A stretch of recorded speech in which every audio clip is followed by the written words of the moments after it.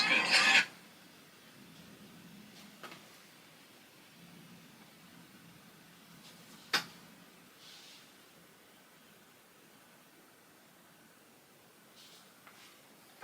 If you don't change what you're doing.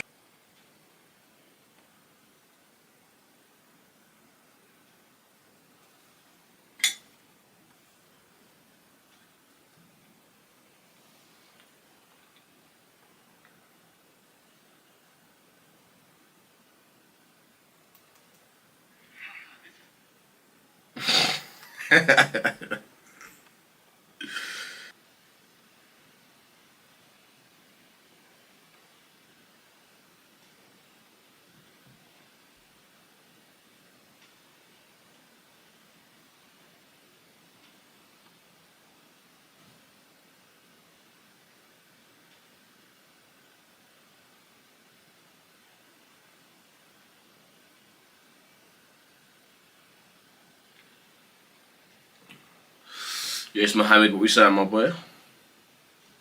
Or Bilal? What he's doing that? Because your name's Mohammed, I know. Just fix. Boys, let me know if you're in here, man. Let me know who's in here.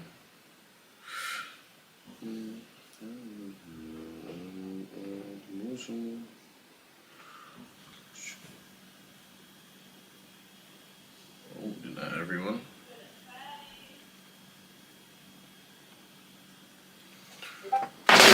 Here we go, boys.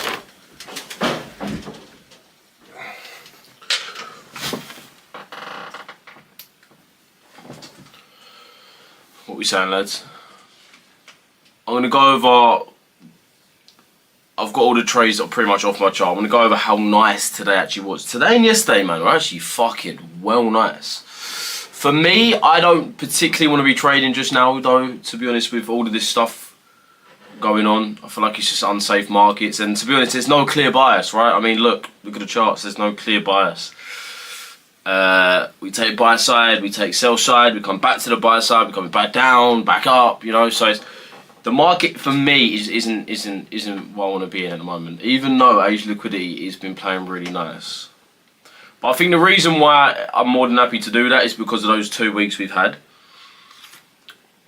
It's the 2 weeks that we had lovely EU price action, lovely EG price action, and yeah, we've just got so much geopolitical tension right now that just got to be careful, lads. But yeah, EU today, is this EU? EU was fucking clean. But something I do want to say about the current markets right now is quite important. First thing to note is the pound is so strong. And again, I'm not 110% too sure why at the moment, but pound is our strongest, especially like in terms of inflation and everything else. We're so strong for the pound, but I'm not too sure why. I think it's just because we're so weak for the dollar. And the euro, I mean, even against the euro, it's very strong, the pound. But the dollar obviously being the weakest right now. And bearing in mind, we've got a ceasefire between Israel and Iran. So, in other words, we've got the political tension coming down a little bit, hence why we've seen gold come down quite a lot today. We already see it down 1.6%. Equities we've seen come back up, right? We've seen US 30 come back up. Euro stocks, FTSE, JER 30, a lot of equities come back up. So we're seeing the rise of those stocks again. Obviously, when stocks goes up, what does that normally mean for bonds? Bond prices normally go down, okay? So bond prices are going down, bond yields are going up, obviously, because when price goes down, yields go up, okay? Because obviously they want you to actually buy the yields. They want you to buy the bonds, sorry. So they entice you with higher yields. So right now we're seeing gold down, okay? First thing to note, gold down. We're seeing equities up. We're seeing bonds down. We're seeing safe haven currencies down, so the yen's down, the dollar's down, the Swiss franc's down. So we can see really where the market's at now. We're very less safe assets now. A lot less safe assets being invested in. So I feel like now we're going to start having this really nice volume back again. Bit of a stupid question, but how can you sell something you don't own? It's actually such a good question, and I'll be honest, it doesn't get asked quite a lot. But how the markets work, right? It's a contract. You're not necessarily selling something. It's not like you're actually buying and selling. That is a different form of trading. This is sort of the same concept as sort of like betting, right? That's why it's called spread betting, right? Because what you're pretty much doing is you're making money on a small increments of price differentiation between two different currencies. That's what FX is, right? And how do you know if a currency is strong or weak? I'll go that in a sec. Sorry, KJ, I should have read it out. But yeah, honestly, I fucking love this question because it doesn't get asked a lot. But what you're essentially doing is you're selling to the market, right? You're not just... What you're doing is you're saying that I think that the euro is going to be weaker than the pound, and I want my position to be out at this price or this price. And the reason why I say this price or this price is because you're going to have a take profit or a stop loss. So you're not necessarily selling something. It's more the fact that you think something's going to be less value than something in X amount of time, okay? Or once it's X amount of price. I know that's kind of hard to... I don't know if I've explained that as well as I could, because I don't get asked that question a lot, bro. But you're not actually buying and selling something in a sense. You're not actually got euro in your hands. You're not buying euro, or you don't have euro in your hands. You're not selling it to someone, right? It's more of the fact that you're betting. You're betting on price being higher, or it depends. It could be lower or higher. But say if I'm selling GBP USD, I'm saying I think the pound is going to be less or worth less than the dollar, and then I think it's going to come down to this price. And then once that price, take me out of my trade, please. This is like, it was sort of a lot easier to gauge when it was sort of old school trading, because it was very, very much right. Go down to the bank when it was all paper trading, right? It was all paper slip trading, where you go to Wall Street. This is my position, take me out here, because then it's like a bet. It actually is a bit like the bookies. It's a bit more like the bookies. But now, obviously, we've got apps that do it. So it's a bit like, put it this way. If you was, let's just say Liverpool and Chelsea were playing, right? If you think that Liverpool are going to beat Chelsea, you're going to say that Liverpool are going to win by, say, 2-0. That might be your bet, right? Let's just say that, for example. Easy example. Your analysis is obviously Liverpool a better club. They're at home. There's your analysis, whatever it may be, right? And then once you jump in, I know I'm making it sound very gambly, but I mean, there's obviously a big difference between sport and actual financial markets, because it's made up of monetary policy, fiscal policy, and loads of other things that you can actually gauge and actually get a good bias from. So it is a little bit weighted gambly, if you may. But yeah, in a set, wherever I lost myself now. Fuck. What was I just saying?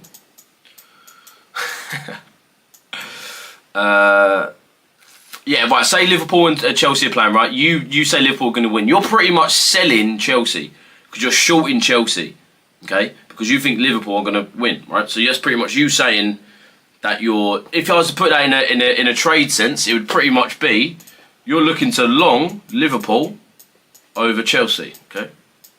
Okay. So this is your position. Your position will be long. You're buying, okay? Vice versa. If you're looking for Chelsea to win, the pair might be Liv Che. What trading is, we're not physically buying and selling products, and we're not physically buying and selling the currency. Yeah, we're pretty much putting a bet on, if you may. That's why it's called spread betting, and that's why in the UK it's tax-free. I had a bad... Sorry, let me go back to KJ. How do you know if a currency is strong or weak? Again, a sick question. Love this one. Again, what it really comes down to, bro, is economies. What does it really come down to is politics. What does it really come down to? Fiscal policy, monetary policy. What actually makes a currency bullish or bearish depends on their economy or politics, right? And that's why, again, you need fundamental analysis to actually gauge somewhat of a bias. Doesn't matter if it's a daily bias, fucking monthly bias, weekly bias, yearly bias, quarterly bias, whatever it may be. It's always good to have the fundamental opinion. What's going on right now? Is there unemployment high? Is there inflation high? Is there interest rates low? Like, all these questions is sort of how you want to dictate whether a currency is strong. And the thing is about strong is for something to be strong, there needs to be something that's weaker. Otherwise, how do you know it's strong, right? You don't know if it's strong unless you look at a different currency. So not only do you have to dictate if it's strong or weak, you also need to put it against another economy. So for an example, if I'm trading Euro USD, I'm looking for a position on Euro USD. It's Tuesday morning. It's already been Monday. It's Tuesday. Let's just say it's Wednesday. It's midweek, right? We've not got any News London session. I'm trading Euro USD. I need to dictate whether the ECB, pretty much, the European Central Bank, is stronger than the Fed, right? The Federal Reserve. If it is, and I think monetary policy is better, inflation's better, employment's better. Not if I think more statistically, data-wise. If I think, shut the fuck up, mate. If I see that the euro is more stronger than the dollar, I'm going to be buying Euro USD, right? That would be my bias. And again, the whole point of a strategy is so you can actually get into a trade, something that's bite-sized, right?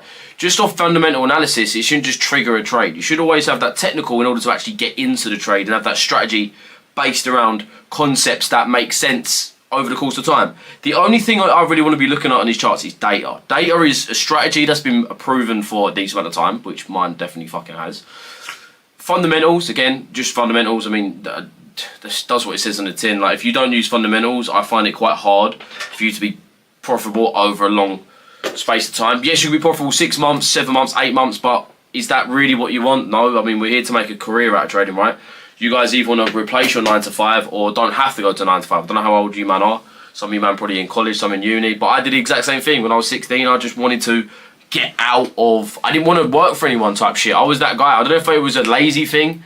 I mean, it wasn't, because as soon as I learned about trading, I was heavily into it, and I heavily put my all into it. Afternoon, bro. Markets are choppy still. Yes, Karan, hope you're sweet, bro. Markets are still choppy. But again, like what I said, Karan, we've had some really nice last couple of weeks. So I'm not rushing into anything. I don't have a clear bias to the market right now, as you can see, even if we look at EU. No, not EU, sorry. Complete wrong pair. EG. Just look at the day from this perspective. We started off bullish. Okay. Started off bullish. Right around, we're at prior week high, prior day high, day trade and stuff like that, right? We've had price push higher again, come lower, take lows, and then push up again, and then push down again, and push up again, and now it's pushing down again. Man, this is more indecisive than my woman, bro. Do you know what I'm trying to say? Jesus Christ. Don't even bother. Just sit, wait. We need a nice bias again. I mean, again, we're too high anyway. If you're looking for anything, you need to look for shorts. I mean, we've taken a prior week high, prior day high. Very high time frame liquidities. That you want to definitely be careful, boys. I had bad psychology today. No, Tommy. It happens though, man. It happens. It happens. Had 2 trade ideas that I had set up, for some reason didn't place them. Poor from me, feeling like I'm doubting the markets when there's setups to me right now. To be fair, I've seen setups for these last 2 days, man. I've seen EU setups the last 2 days. I've not taken them.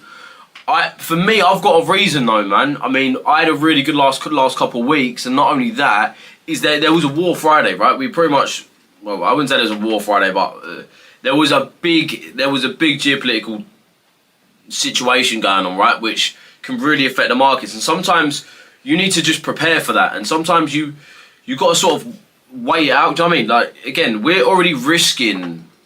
There's a lot of risk in trading, right? I think it's making it easy for yourself. And again, I'll come back to stress, man. Don't make it as stressful as possible. Trading is already stressful. If you can try and minuscule that amount of stress, life's a lot more easier, man. Yes, Dark, what are you saying, my broski? What's good, man? Oh, sorry, I ain't even looking at these. It looks like it's respecting the fair value gap and order block so far might keep going down. I think it's going to keep coming down. For me, it makes sense. I'm seeing really high. To be honest, bro, I'm just seeing price taking prior week highs, prior day highs. So for me, I would say it needs to come down anyway, or if anything, I want to see it come down. Not that I'm going to be placing a short for it to come down, because for me, it's still choppy. But the sell move makes sense, right? We're above the weekly trade open, daily trade open. We've popped above about 3-4 times this morning already. Prior week high, prior day high. Many reasons, boys. I'll be honest. Lost 3 trades today. How in the blood clot we lost 3 trades, Blau? What trades are you placing?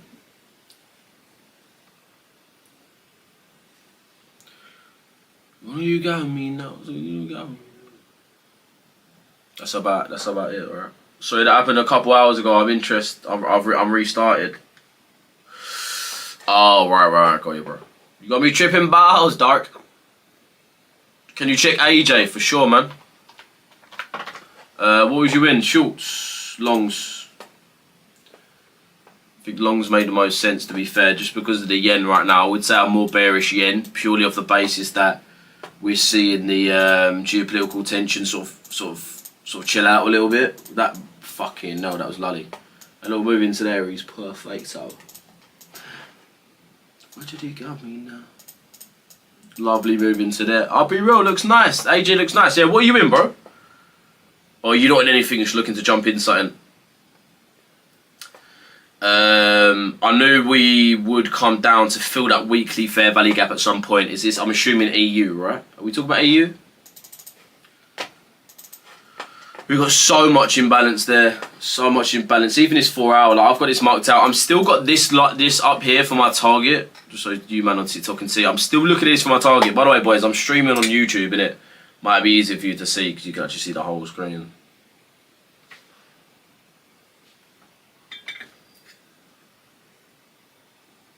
How many trades you take per month on average? To be fair, and this month has definitely been, sorry, this year's been a lot less than last year, or the last couple of years. But on average, I've been placing about 1.2, I think mine average is right now, 1.2 a month. 1.2 trades. EU 15-minute fair value gap entered, nice. No, GU, let's have a little look at GU's. Exact same thing really, innit? GU's got a big expansion just purely off the basis that, okay, yeah. Yeah. Literally just on the basis that, yeah, we got a stronger pound. I mean, we're still looking at very similar, but we've already taken that prior week high. Actually, the prior week high wasn't the main high, was it? We still got a high above. Should we take bigger positions then? Not necessarily bigger positions, bro. No, I don't go for high RR, bro. I'm a conservative trader, man. I trade way more conservative than most people you'd probably watch. Bro, how do you decide whether you trade Asia liquidity grab or trend continuation with detail? I don't trade the same strategies, Leon. Bearing in mind, bro, I'm 800k funded, me and Lou, for our main accounts, and that's what we trade ALG on. And then I've got smaller accounts. I've got a 200k optimal that I use the daily troping for. I've got a few smaller accounts, funding pip account I've got, smaller ACG I've got, and that's what I normally place my DTO trades on. I'm still forward testing DTO. I've used DTO for quite a bit now. Stu just passed his FTMO. Just passed his FTMO phase 1, I'm pretty sure, using DTO strat. A few other people I think are getting funded with the DTO. DTO strat is king, boys, and I'll be honest, it's something what we've made, isn't it? We started off with the ALG concept. Obviously, we took that from ICT. We made it our own as well, added our own few concepts in there. Something that made it a little bit more conservative and actually put a strategy to it. Don't know if you've noticed, but ICT's concepts don't really have a full strategy involved. So you do need to always build on these strategies. Which we've done for the past 3 odd years now. And now we're here, boys. What's happening, James? My broski. Oh, my phone's on 6%, bro. Yes, Vishal, what we saying, man? Had 5 RR and 4 RR setups. That the RR was there for the loss anyways. I just don't know why I didn't set the limits. Kicking myself right now. I'll be honest, bro. Don't worry about it, Tommy, man. Don't worry too much about it. Again, the markets are crazy right now. I know the setups are nice, but I feel like it makes sense not placing a few trades. For me, bias isn't clear. So, yeah, I mean, I would be stressing any trades at the moment, personally. I will feel some form of stress, which I don't rate. I try and avoid it at all costs.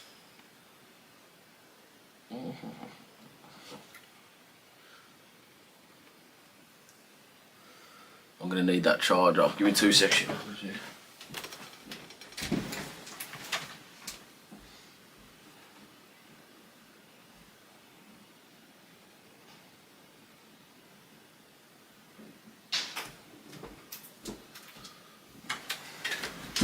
The doctor said I burnt my liver.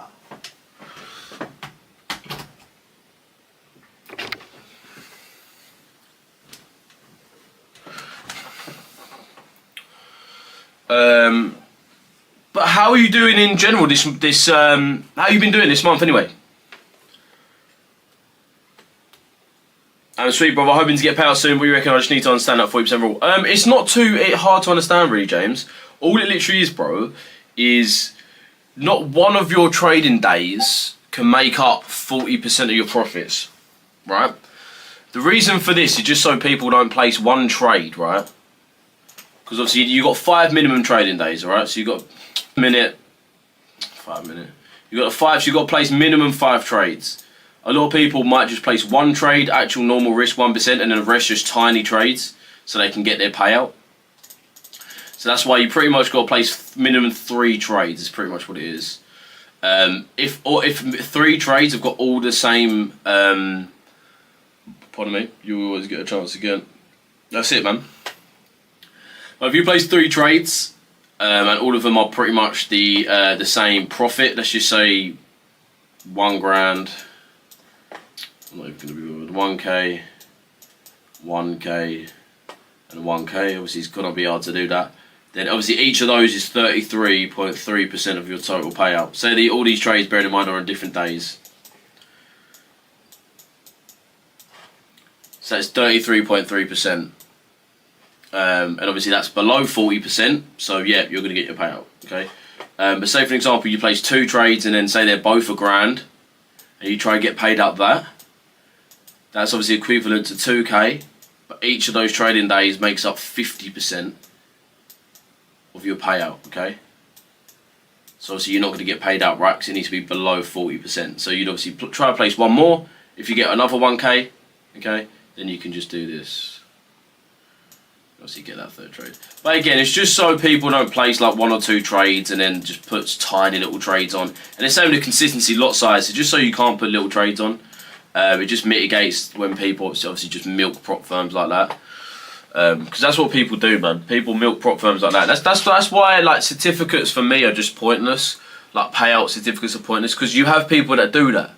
You have people that will buy say 3 accounts, arbitrage them, get a big payout, and then just run and then just continue doing that. It's not profitable. It's just a bit of a scummy way to do it. And if a prop firm finds out you are doing it, you'll get banned from prop firms. But that's what Bearman do, so man, I'll be real, don't trust everyone with payout certificates, boy. It's just, and I'll be real, I've spoken to a few prop firms and that's what they say a lot of people do. Decent amount of people do.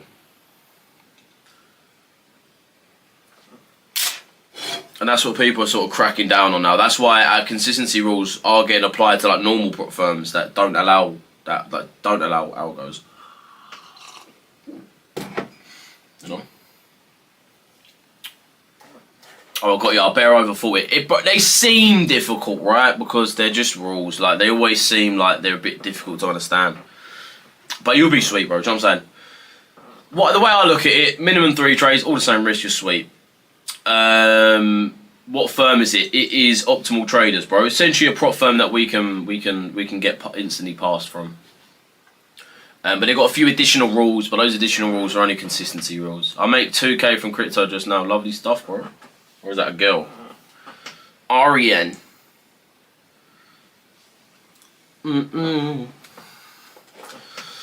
So yeah, what I'm really seeing now in the markets is a continuation of what we've already had. I mean, I want to see a retracement from GU and EU to the downside a little bit. Especially EU. But again, it's just fucking not really moving. Do you know what I mean? We start having to move down and then we start coming up again. You know, it's the market we've been in for these last couple of days so far.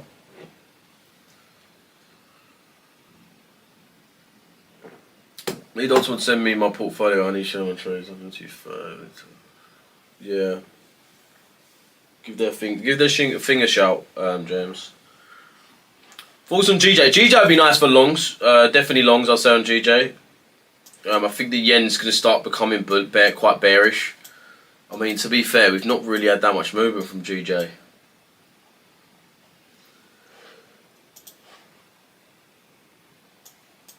Yeah, give their customer support a shout, bro. I'll give him a shout after as well.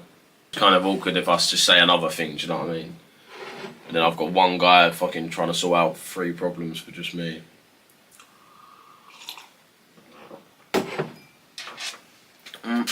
Because it's that one trader which just everyone hated and there was a few problems for. I don't know why they tried to switch to one trader. They bare tried to do it.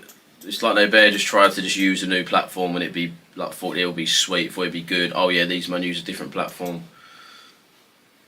Didn't work well, man. I fucking hated it. I can't believe we're on MT5 now. I'm gassed. I'm gassed. Yeah, top man, James. Go in the Discord if need, James. Go in the Discord. But again, look, EU just pushing up. Very difficult to actually get a decent bias from it. Like, really difficult to get a decent bias. As long as your trade worked out, you're good. That's what I'm saying. As long as you know you've got that understanding, right? You know you've got that. That's what's nice, Tommy. You know you've got that understanding of the markets. It's just getting in, right? I mean, even still, like, why didn't you take it? Like, what was your reason, innit? Well, like, what was your actual reason? Yeah, it's on their website, I'm pretty sure, James. On the website, bro.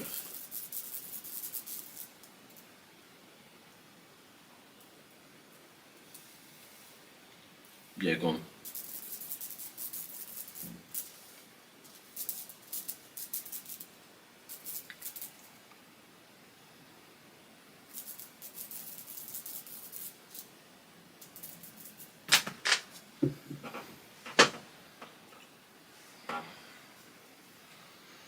I'm so glad to be on this week to trade, yeah, mums. And the thing is, I feel like it's a really good week, James, as well, to sort of get in the understanding of the fundamentals or what's just going on right now.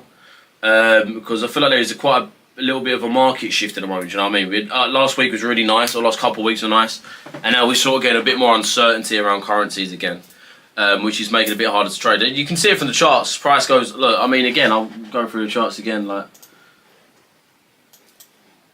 for the day we come up, then we come back further, we come down, we come up, we come down, up, down, and then we're coming up again. Do you know what I mean? Like, it's just very, it's moving shite, pretty much, man. Like,